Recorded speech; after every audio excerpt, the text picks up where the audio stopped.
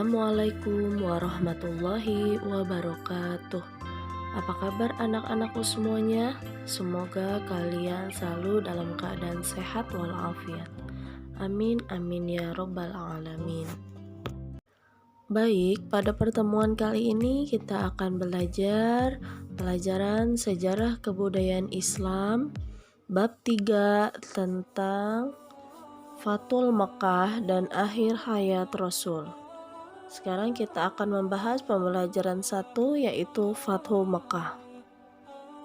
Sebelum kita mulai pembelajaran, sebaiknya kita membaca basmalah terlebih dahulu. Bismillahirrahmanirrahim. Tujuan pembelajaran, siswa memahami dan mengagumi cara Rasul dalam melaksanakan Fathul Makkah dan masa akhir hayat Rasul.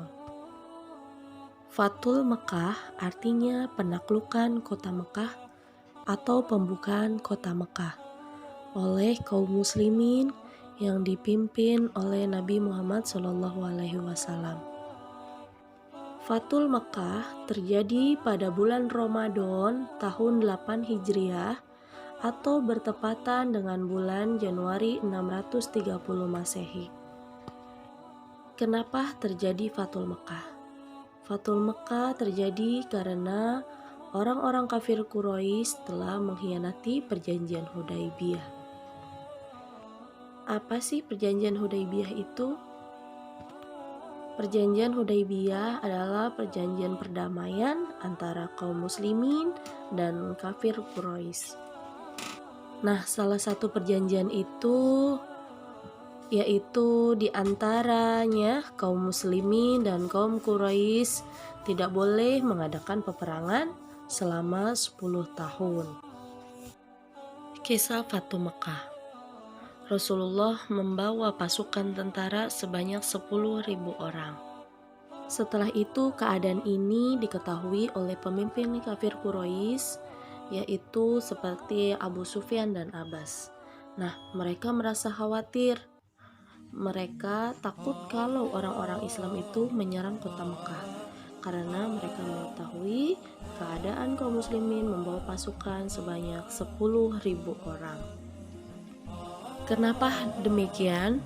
Karena pemimpin mereka, kaum Quraisy yaitu Khalid bin Walid, sudah ada di pihak Islam.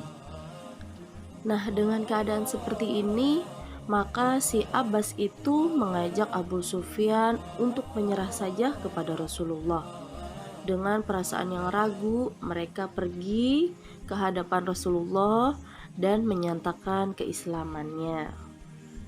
Nah, setelah Abu Sufyan memeluk agama Islam, ia diberi kehormatan oleh Nabi dengan mengatakan, "Barang siapa di antara kaum Quraisy yang masuk rumah Abu Sufyan akan aman.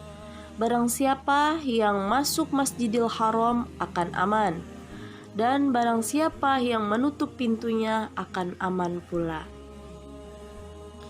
Setelah Rasulullah menyatakan hal seperti itu, lalu Abu Sufyan pergi ke Mekah terlebih dahulu, tidak mengikuti rombongan kaum muslimin. Nah, sesampai di kota Mekah, si Abu Sufyan itu mengumumkan apa yang telah dikatakan oleh Rasulullah tadi. "Barang siapa di antara kamu ingin aman, maka masuklah ke rumahku atau ke Masjidil Haram atau juga menutup pintu rumahnya masing-masing." Nah, di sini para kaum Quraisy itu merasa takut karena pemimpin mereka sudah masuk Islam. Maka segala perintah Abu Sufyan itu dilaksanakan. Nah, ketika pasukannya Rasulullah sampai di kota Mekah, pihak Quraisy sudah tidak ada yang mengadakan perlawanan, kecuali pasukan yang dipimpin oleh Khalid bin Walid yang mendapat sedikit perlawanan, tetapi tidak sampai ada korban atau tumpahan darah. Dan orang-orang Mekah sudah tidak merasa mampu untuk melawan rombongan kaum muslimin. Sesampainya di kota Mekah, Rasulullah langsung mengunjungi Ka'bah serta melakukan tawaf. Setelah ini baru menghadapi orang-orang yang sudah berkumpul di masjid, dan Nabi memaafkan segala kesalahan-kesalahan yang telah dilakukan pada zaman dahulu. Lalu Rasulullah menghancurkan berhala sebanyak 360 buah yang berada di sekeliling Ka'bah, dari mulai patung yang sangat kecil sampai yang sangat besar, seperti patung Hubal yang dianggap lebih sakti. Nah, penghancuran ini disaksikan oleh orang-orang Quraisy. Patung yang tadinya disanjung-sanjung sekarang telah diinjak-injak, berserakan, berkeping-keping, tanpa terjadi suatu bahaya apapun. Nah, pada waktu penghancuran berhala itu, Rasulullah sambil membacakan sebuah ayat Al-Quran, surat Al-Isra ayat 81 yang berbunyi, A'udzu billahi minasyaitonir rajim. Bismillahirrahmanirrahim. Wa qul ja'al haqqu wa zahaqal batilu innal batila kana zahuqa. Shadaqallahul azim. Artinya, katakanlah telah datang yang hak dan hancur leburlah yang batil. Sesungguhnya yang batil itu pasti hancur. Quran Surat Al-Isra ayat 81. Setelah selesai membersihkan Ka'bah, baik yang berada di luar maupun di dalam, Nabi Muhammad memerintahkan Bilal untuk melakukan azan di atas Ka'bah.